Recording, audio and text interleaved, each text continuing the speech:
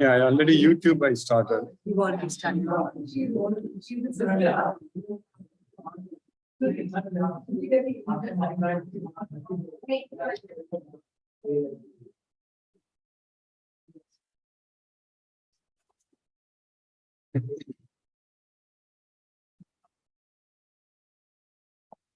எடுத்துட்டா உங்களுக்கு கம்ஃபர்டபுளா இருக்குமோ அப்படின்னு நினைச்சிட்டேன் sir.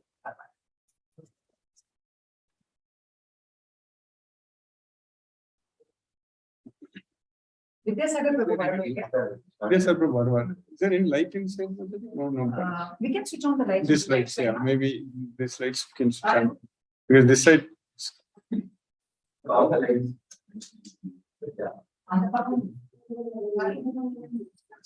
Hare Krishna. We will start in couple of minutes. Hare Krishna. This is better. My face is now. Maybe here we can. Yeah, it's fine. No, it's coming too much light. This is perfect. Only you. It's okay. Krishna, now I'll send a message to everyone. Please.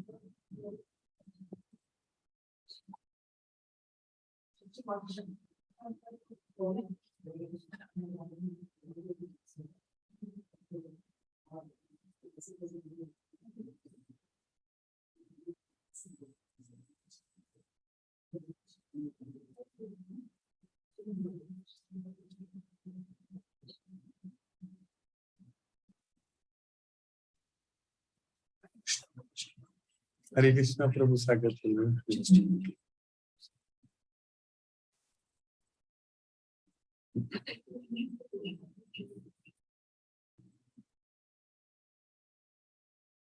Okay, Mataji, you can start.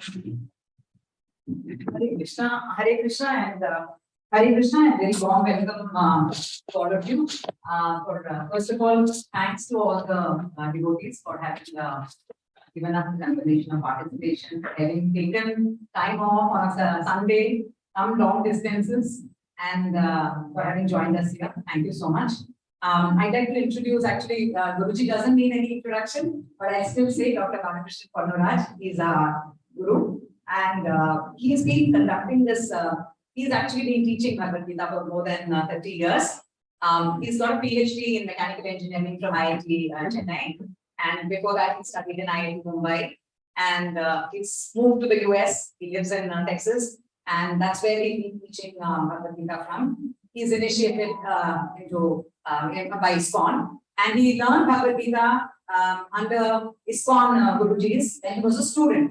So from his student days, he's learned Bhagavad Gita, teaching Bhagavad Gita, practicing Bhagavad Gita, and living Bhagavad Gita. So during the pandemic, we all had the opportunity, a number of us had the opportunity to join the Bhagavad Gita class, thanks to Facebook advertisement and many other modes of pamphlets, circulation by groups, things like that. And it's been a beautiful journey for all of us. A number of us here have been in the class for over a year now, and I'm sure we'll find it very meaningful because, like Guruji will explain, and he has been explaining to us, Bhagavad Gita is a science. That is the most important thing for us to understand, that it is a science. It is a science of how to live this life and what should be the purpose of our life. And it's a beautiful journey. And I think no amount of what anyone else says can actually explain the journey to you unless you yourself embark on that journey. When you are on that journey, then you will realize the beauty of the journey. So here is to looking forward to absolutely delightful Krishna consciousness, Krishna conscious day today. Over to Munji. Thank you very much, Mother. Thank you. Hare Krishna. Hare Krishna. Hare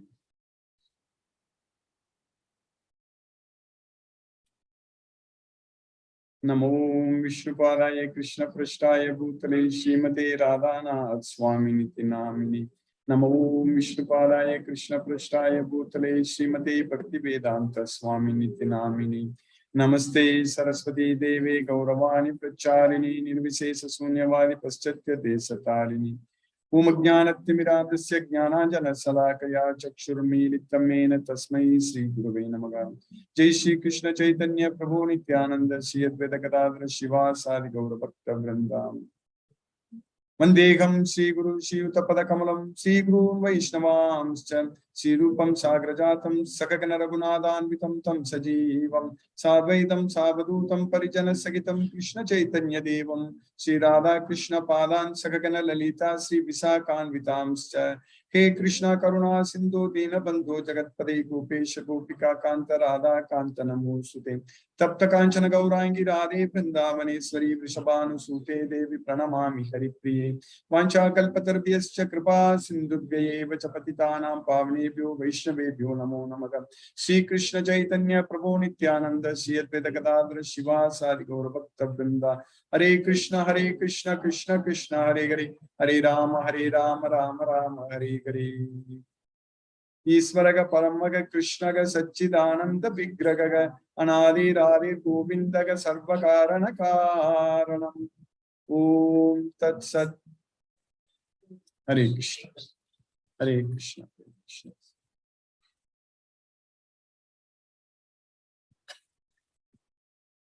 Hare Krishna, I welcome to today this Bhagavad Gita. We are going to cover this Bhagavad Gita, the entire Bhagavad Gita, and devotees who are assembled here in person. It's very, very fortunate Krishna has arranged this opportunity for us.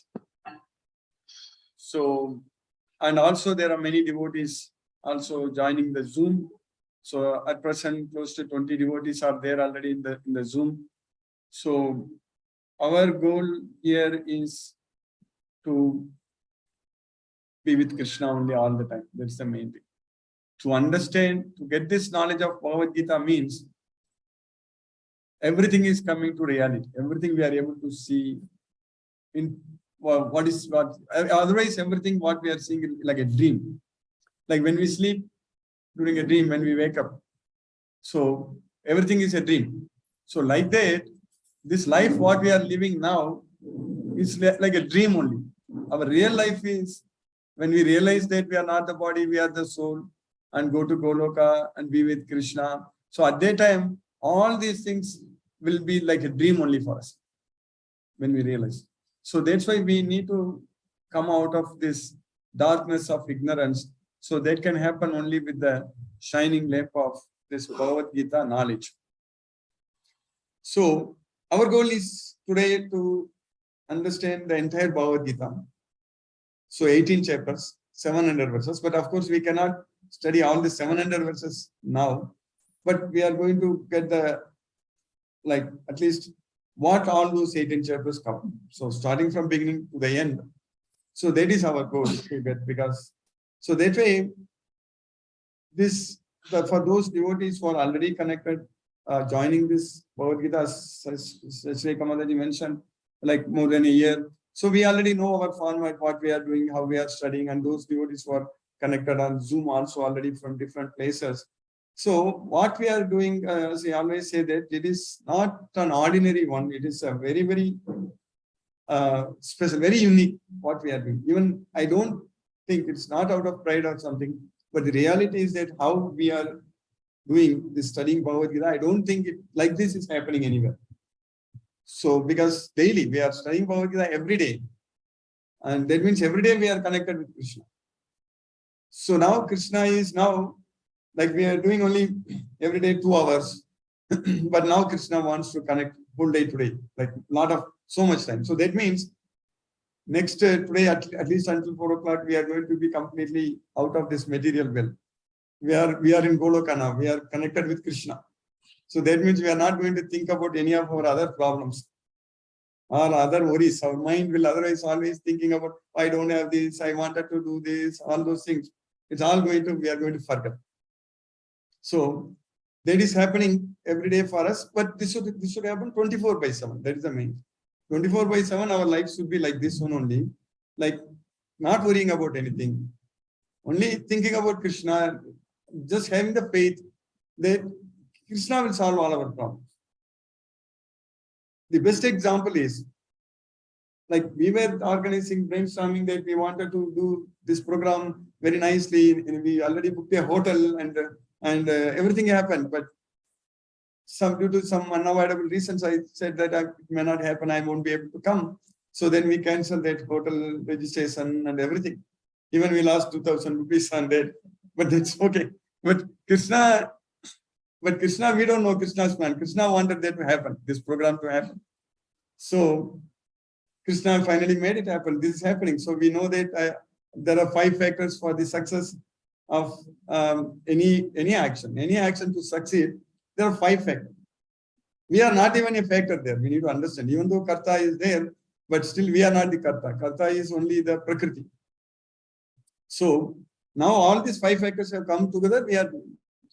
This is a miracle.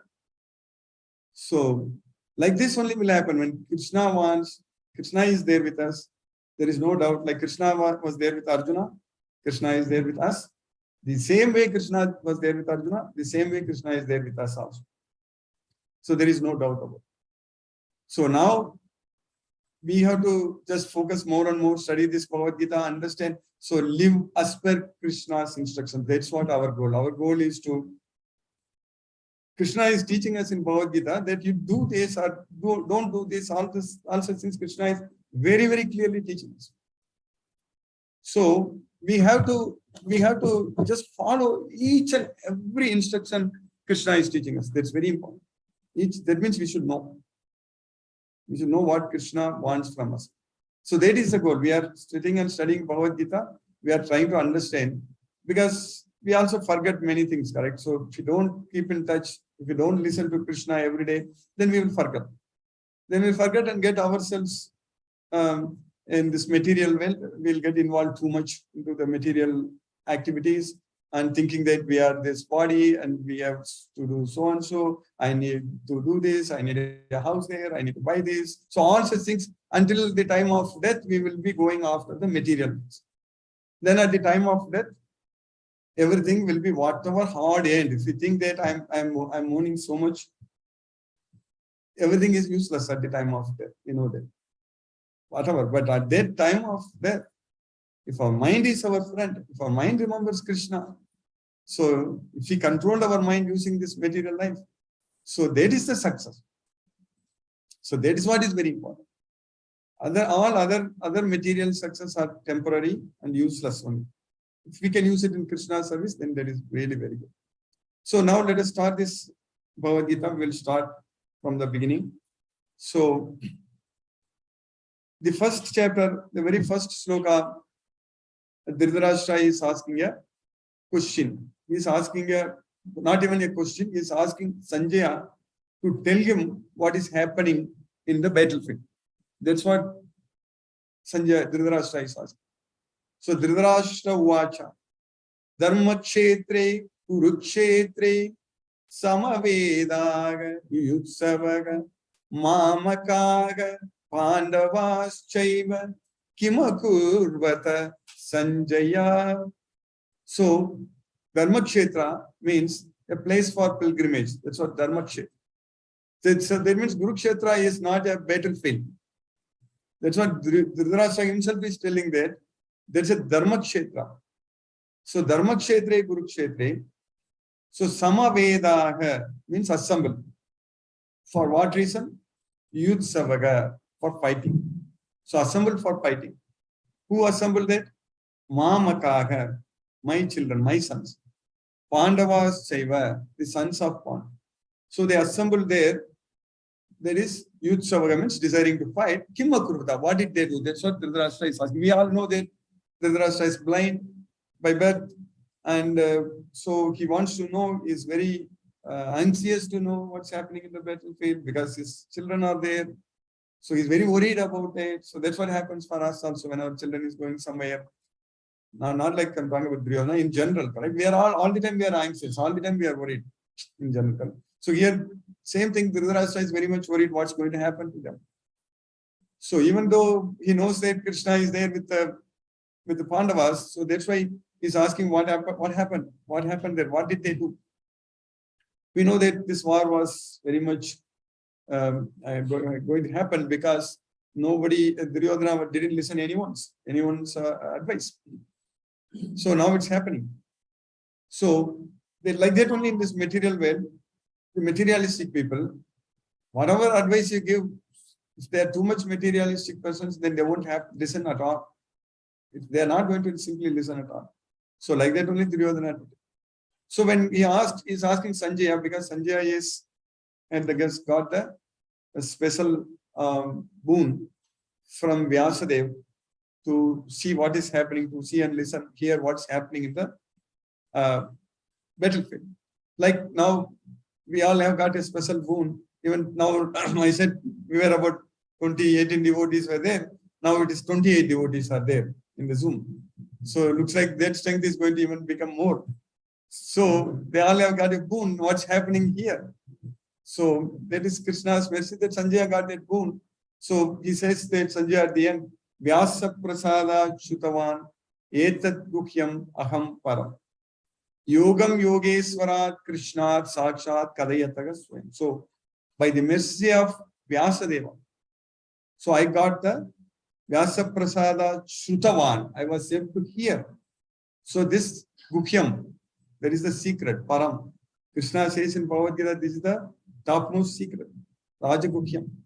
So Sanjaya was able to hear Vyasa prasada chutavan etat guhyam aham param. Now, same thing as also for us. With the same Vyasadeva's mercy, this Bhagavad Gita, Mahabharata he wrote. So Vyasadeva gave a boon to Sanjaya to hear what's happening in the battlefield. So same Vyasadeva. So he has given this Mahabharata and given us this Bhagavad Gita to us. We can also say the same thing. So now we are also Vyasa Prasadat by the mercy of Vyasa. So of course it's coming through the disciplic succession. That's what is very important. So this Bhagavad Gita, it comes through parampara, evam parampara praptam. So we are coming in the parampara, disciplic succession. So that way, we are also by the mercy of Vyasadev, we are listening. So he says that Vyasa Prasada Chutavanyat Muhyam Aham Param. Yogam Yogeswarat Krishna Sakshat Kadayataga Swayam. So Krishna, who is the master of all mystics, Yogam Yogeswarat. So what is the end result of ourselves studying this Bhagavad Gita? Krishna is saying that Adyesyate Chayimam Samvadam Imam Avayo. So Krishna is saying that this Samvadam, whatever we are discussing, Krishna is telling Arjuna that Jnana Yajnena Tenaham Ishtagashyam iti memati. So anyone who listens this very attentively, so then they will be, by the virtue of this Jnana Yajna, so they will develop interest, they will develop love towards me, Ishta, that Ishta. That to me, so they will develop that love towards me. So that's what Ishtagashyam iti memati. So that's what is happening for all of us. Even if we think ourselves, in the beginning, before studying Bhagavad Gita, we may not be a great devotee of Krishna. We may be thinking that Krishna is also one of the God. So like that only we will be thinking. So that was the same case with me also. In fact, I was a very devotee of Lord Muruga. So before studying Bhagavad Gita, like that I've seen in IIT, when we started Bhagavad Gita, devotees of different things, they will come, they argue so much. After it's one more Guru Bhakta, he was arguing me at that time. So that way in IIT, I got maybe Krishna prepared me in IIT, like to discuss with many students, answering that. I was also a student. So every day, sometimes I sleep, I go to bed at 10 o'clock, then somebody will come and knock the door. Then they will start asking questions. It will go for hours. So like that, Krishna prepared. So we understand from, even Saket Prabhu is there. So from IIT, we were there. And Ganesh Rupa Prabhu has come. So we were all students, 90. So like that, Krishna gives us this opportunity. Once we study Bhagavad Gita, then we are only Krishna Bhakta. That's it. Because we know that Krishna is the Supreme Lord. That knowledge is very important for us too. It's very, very important. Otherwise, it is simply like politics, like I belong to this party, belong to that party, like that only. Like I'm a devotee of this god, that's and all. So we need to understand that Krishna is the supreme God. That's the main thing. So the difference between Krishna and all gods is that other gods are Anya Devata. Krishna is teaching that, saying in Bhagavad Gita that they are Anya Devata. So whereas Krishna is the supreme God.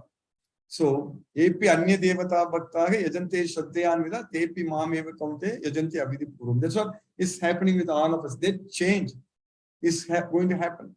It's already happening for the devotees who are studying Bhagavad Gita for a very long time. And it's going to happen for all of us that we will accept without any doubt, without any confusion, that Krishna is the Supreme Personality of God. That is purely based on this Bhagavad Gita. That's it, this Bhagavad Gita knowledge. So when Dhritarashtra asked, Sanjaya said that Duryodhana, so he went to his teacher and spoke the following verse. That's what he said. So Acharya Mupasangamya Raja Vasanam Apravit. So he went to his teacher after seeing the Pandavas' army. So then what did Duryodhana spoke? So that is the next up to 11th, 12th sloka. So next slokas is coming from the second sloka onwards. So what did Duryodhana say to his teacher? That Pasaitam Pandaputranam Acharya Mahati Chamu Vyudam Drupada Putrena Tavasishena Dhimata. So behold, look here, the sons of Pandu and their army, which is Panduputrana. So Pasaitam Panduputrana. So their army is arranged very nicely, expertly by your disciple. So Acharya Magatim Chamu. So Pasaitam Panduputranam Acharya Magatim Chamu. Vyudam Drupada Putrena. That Vyudam, that arrangement is made by Drupada Putra. Who is Drupada Putra? Drishtadyumna. So that is the son of, there is a Drupada. So that's what Drupada Putra. Drupada Putra is the son of Drupada. That is the brother of Panjali. Correct? So all are students of Duryodhana. Dronacharya. So that is Duryodhana and Arjuna and Drishtadyumna. Everybody, they learned these fighting skills from Dronacharya. So that's why Duryodhana is telling that. So now look at the army. So Pandava's army expertly arranged by your intelligent disciple, Dhimata, by your intelligent disciple. So then he was listing who are all assembled in the Pandava's side, all the great personalities. There is who are equivalent in fighting with Bhima and Arjuna. So Drishtaketu, Chaikitana, Kasi Raja, Purujit, Kunti Poja. Like that, he was listing everyone, even the sons of Draupadi, son of Subhadra, Saubhadres, Draupadi, everything, Abhimanyu. Every lot of name he was listing. Duryodhana. But which name he did not list? And the Pandava said he did not list Krishna. He didn't care about Krishna at all. He was listing everybody. He's there. They are all experts. They are all Veeras. They are all expert fighters. All such things. So that is the ignorance. There is a problem for us also in this material world. Those who are not devotees of Krishna. So like Duryodhana, we are saying that I know this person, he's great. And I know that person, I am like a big person. So in the 16th chapter, Krishna says that Iswaroham, Aham Bhogi, Siddhoham, Balavan Sukhi. So like that only these materialistic people, demoniac people think that. So I am the Iswara, I am Iswaroham, Aham Bhogi, I am the supreme enjoyer. So Siddhoham, Balavan Sukhi. So I am Balam, I have the strength, I am happy like that. So if you forget to realize Krishna, if you forget to understand our relationship with Krishna, if we neglect and ignore Krishna, so that is the mistake we are doing. That's the mistake what Duryodhana did. That is the mistake.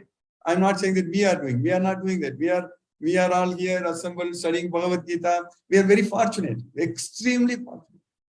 There are no words to thank. There are no words like Chandrakanta Mataji yesterday after the lecture, he was saying that I won't say thanks because that is also a word to thank you. So there are no words to thank, correct, for studying this Bhagavad Gita. So like that, here we are all extremely fortunate to study this Bhagavad Gita because only 1 in 1,000 will come. So we are that 1 in 1,000. We are studying Bhagavad Gita.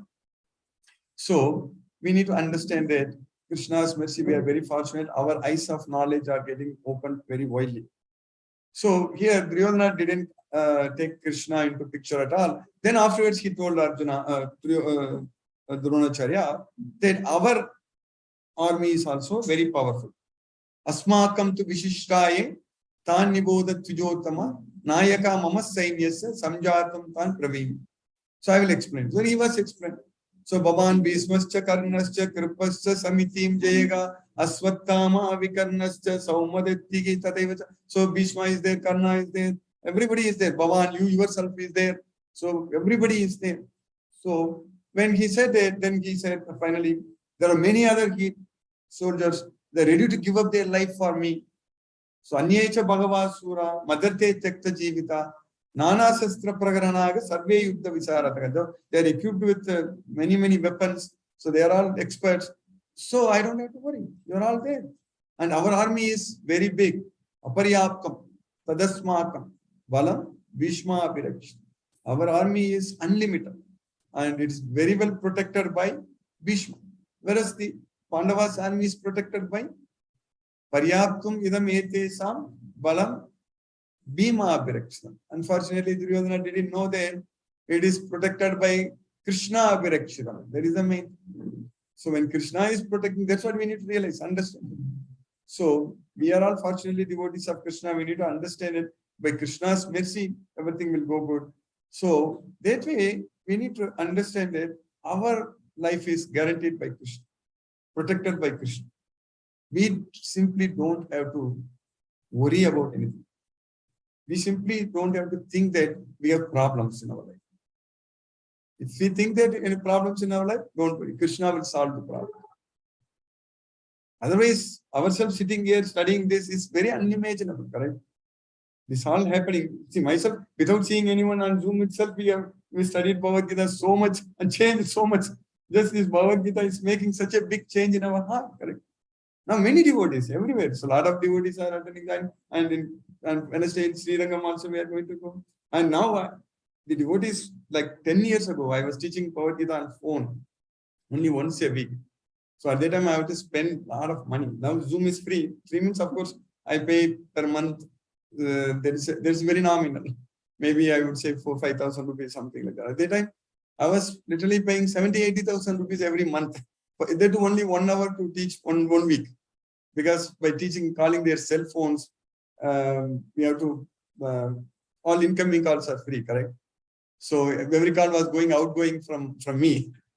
So that way, but that effort, it's now Krishna's mercy, we are able to get all these things. So what way I'm coming to say that those devotees also, now many of them are going to come to Sri Rangam also. We may be meeting them also.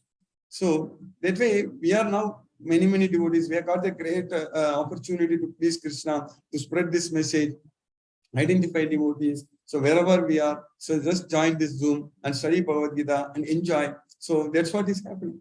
So that way here, Arjuna, Duryodhana was thinking that his army is protected by Bhishma and Pandava's army is protected by Bhima.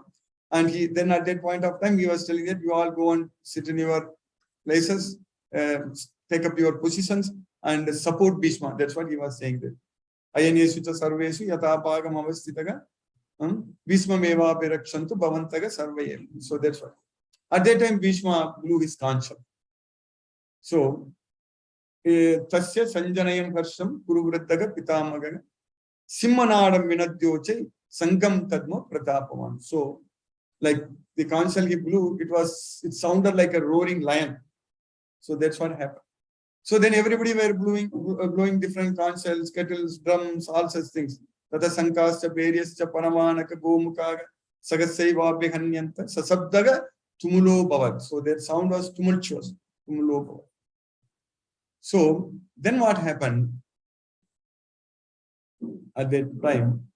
So tata svetai hayayukte magati syandane sitau Madhavaga Pandavaschaiva Divyau Sankau Pradatmadhu. So Madhava and Pandava, Krishna and Arjuna, so seated in a Mahati, great chariot, so with white horses, Swete higher, so that means white horses.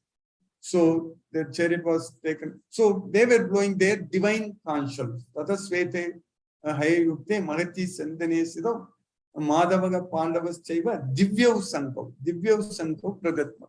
So here Sanjay is next is explaining what are all the names of the conchals used by Krishna and the Pandavas, like that. So Panjachanyam Rishikesho Devadattam Dhananjayam Poundram Tadma Mahasankam Bhima Karma Virpodara. So Krishna blew his conchal Panjajanyam Rishikesho. Panchajanyam Rishikesho Devadattam Dhananjaya. So Dhananjaya Arjuna blew his conchal Devadattam. Whereas Poundram Tadma Mahasankam Bhima Karma Virpodara. So one who performs Herculean tasks, Bhima, he was blowing Poundram. So like that it goes.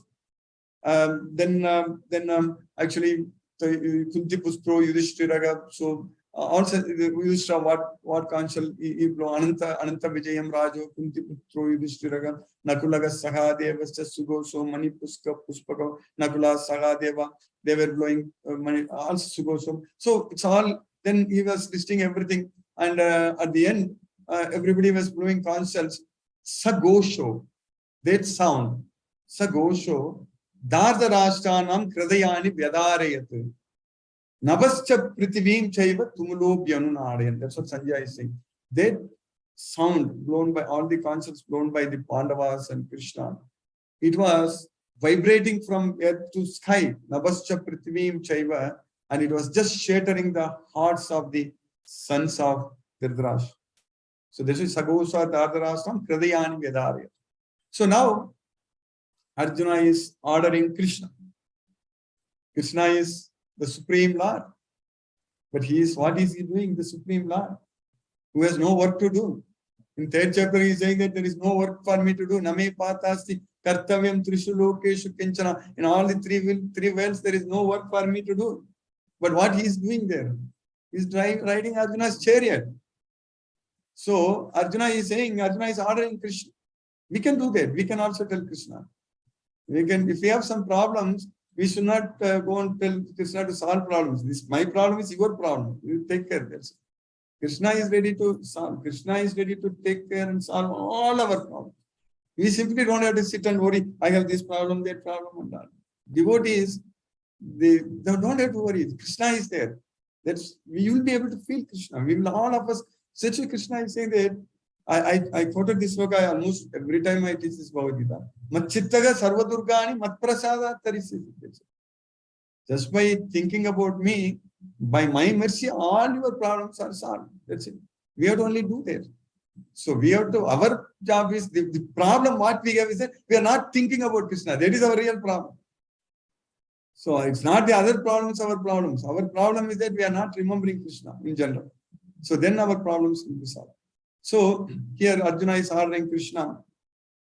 Arjuna Vacha Senayo Ubayo Madhye Ratam Stapayame Achyuta Yavadeta Niriksheyakam Yod Kaman Avastitan Kaimaya Sakayo Davyam Asmin Ranasamudyame. So he's keep on telling, like, you take my chariot between both armies. I want to see who are all assembled here, with whom I must contend, and all such things. So then Krishna did. When Arjuna told, Eva Mukva, Rishikesa, Buddha Kesena, Par. So Rishikesa is Krishna, Buddha Kesa is Arjuna, who has conquered the sleep, conquered the laziness, basically.